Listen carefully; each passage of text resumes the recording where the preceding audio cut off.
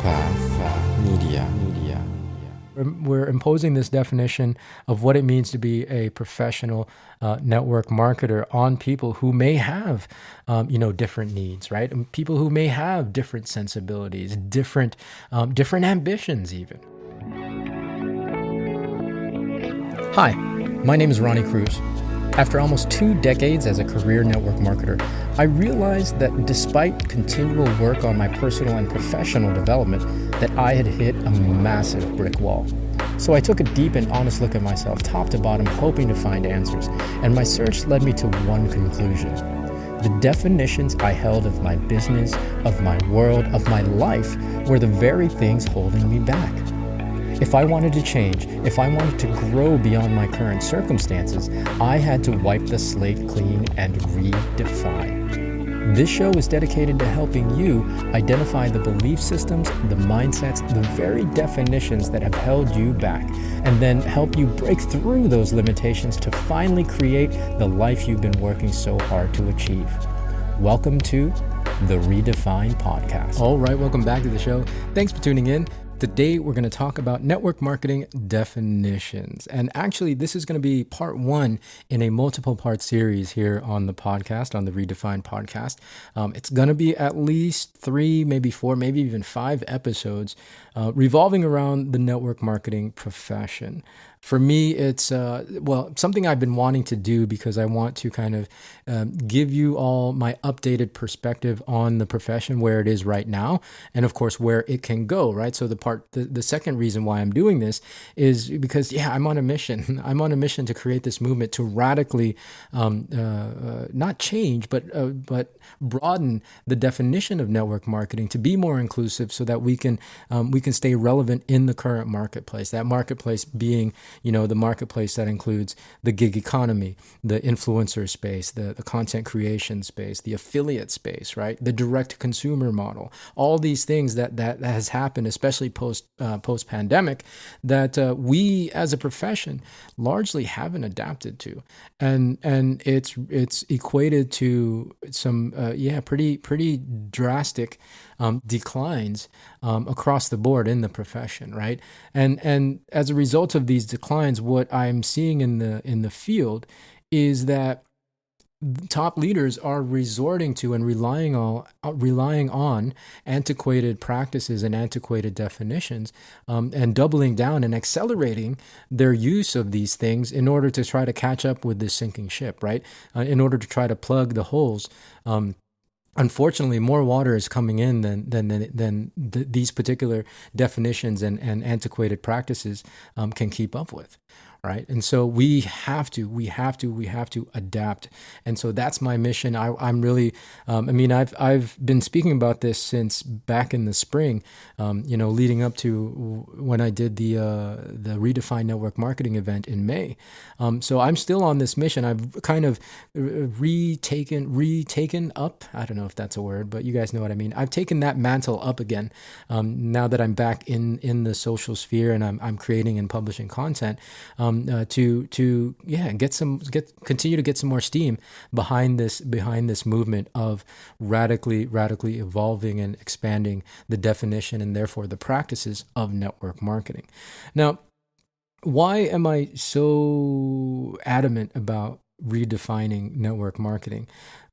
Because we're operating under definitions that had evolved back 20 plus years ago, right? And I get it, they evolved out of necessity and out of the constraints and the parameters of what we were given with the compensation plans and with company structures. Like these definitions and these practices evolved out of that, and they worked very well for the time. However, the reality is they're not working as well. And I'm going to get into like the mechanics of it and the recruiting and all that stuff. I'll get into that in a later episode. But, again, the decline that we're generally seeing overall in the industry is a result of of us gatekeeping with these definitions. And when I say gatekeeping, I really mean it's some really insidious, pervasive gatekeeping that I mean, okay. So here's my quick thought on gatekeeping. Gatekeeping is us really keeping ourselves shut in. All right, right. What are we guarding? We're guarding the gate from us being able to see a broader perspective. Is what happens. We think that we're protecting the definition. But we're really not. We're not guarding any real meanings in network marketing. Well, yeah, network to be a network marketing professional, quote unquote, you have to be X, Y, and Z. Now, you might be saying, well, yeah, I mean, any profession requires certain criteria, right? Like you wouldn't, walk into a hospital and just call yourself a doctor without going through what it takes to be a doctor, without meeting the criteria. You wouldn't do that for, if you were a lawyer, you wouldn't do that if you were an engineer or whatever other profession. And I will absolutely 100% agree with that. Those definitions, however, those criteria are dictated by the profession itself, right? By the career itself. In network marketing, that's not the case, right? These definitions were created largely by the distributor field, the leaders in the distributor field, who have gained success, who have earned, maybe the privilege of sharing their particular journey, their particular how-to, and how they were able to achieve success in hopes of helping people do the same. I get that, but to say that this is definitively what it is, X, Y, and Z, is patently false. It might be your particular journey, it might be how you got to massive success in network marketing, but it's not the only way to get there. Again, especially in today's marketplace, in the digital age. So we have to really be careful about what we're perpetuating as network marketing, because it's really just dogma. And what I see is that the people that we're able to kind of bring new people that we're able to bring into the fold are people who have no preconceived notion about network marketing. And once they're in, the only people that stay are the ones that we're able to indoctrinate with this closed-minded and narrow dogma of network marketing, right? Like network marketing is really what you want it to be. Just like the definition of success in network marketing is whatever you want it to be, right? If you want to earn an extra couple $100s a month in your business, and that's successful to you, then that's success, right? Like that's all it means. Like, don't let my definition of success stop you from building your business and working towards that. Don't even let my methodologies stop you from doing business the way you want to do business, because in network marketing there are very few actual criteria. All you have to really do is just sign up and register, pay the registration fee, purchase product, and then from there you figure out how to make money, again, within the parameters that you're given of the compensation plan and the products, et cetera, et cetera. Whatever anybody else says is just malarkey, to be honest. And if they're perpetuating it as this is what it means to be and what it looks like to be a professional network marketer, really, that's no way to be, right? Because who am I? Who am I to tell you what it means to be a professional? And on top of that, think about from the other end, when people hear that, they're like, man, if I heard that as a new person and I don't particularly fit in that mold, and I don't particularly align with that definition, then what hope do I have, right? Then I'm just going to opt myself out, because X, Y, Z, Joe Schmo, top leader with a fancy Armani Armani suit and Rolex watches and fancy shoes, is telling me that who I am isn't professional. So I might as well move on to the next thing. Anyways, there's other things that I could do because I have so many more options, right? Right. Think about that. Think about things in those terms, how limiting those definitions can be. Right. And so that's why we have to expand, because we're shutting our profession off from potentially changing, thousands and thousands of lives, because we are unwilling to broaden that conversation and to be more inclusive. What we're doing right now, and again, we're doubling down. I'm seeing top leaders across the profession doubling down on all of this, because everybody's grasping at straws to see what works, and so they're just doing more of this old antiquated stuff. Ultimately, we're just imposing a very narrow definition, right? We're imposing on people a very narrow definition and a very arbitrary definition at that.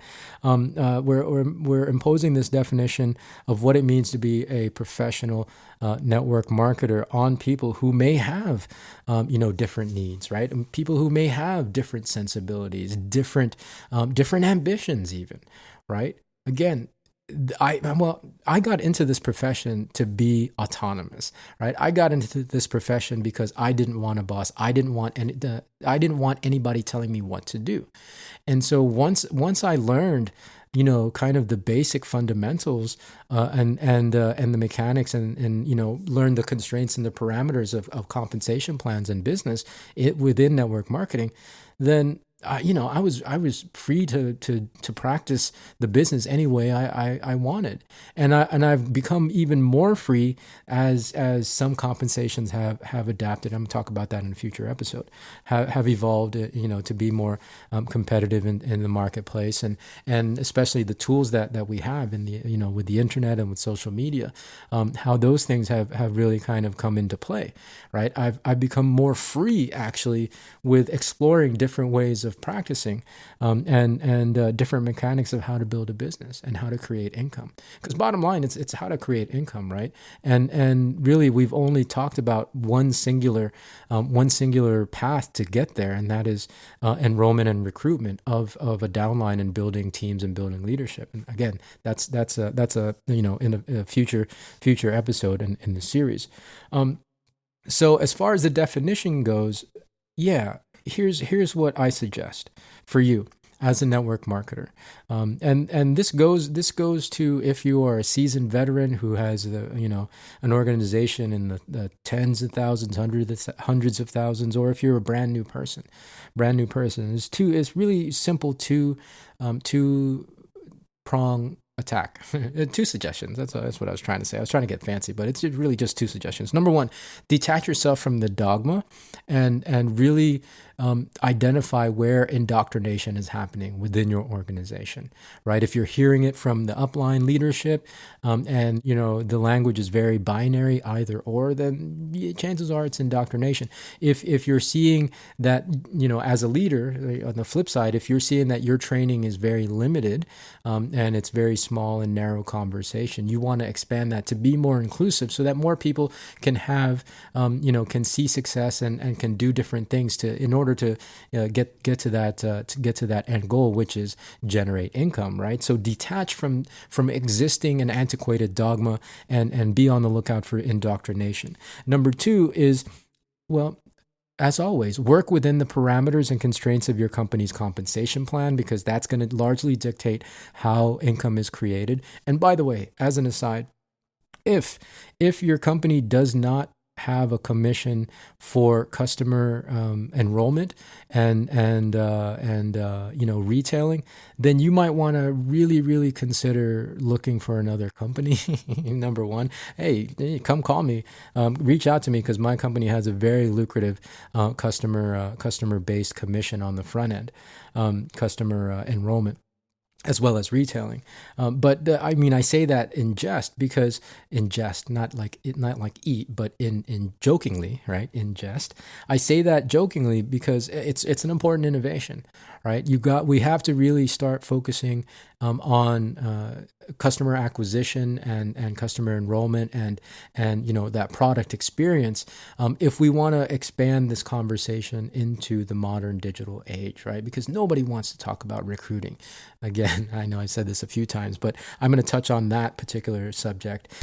Sorry, touch the mic. I'll touch on that particular subject in an episode coming up soon.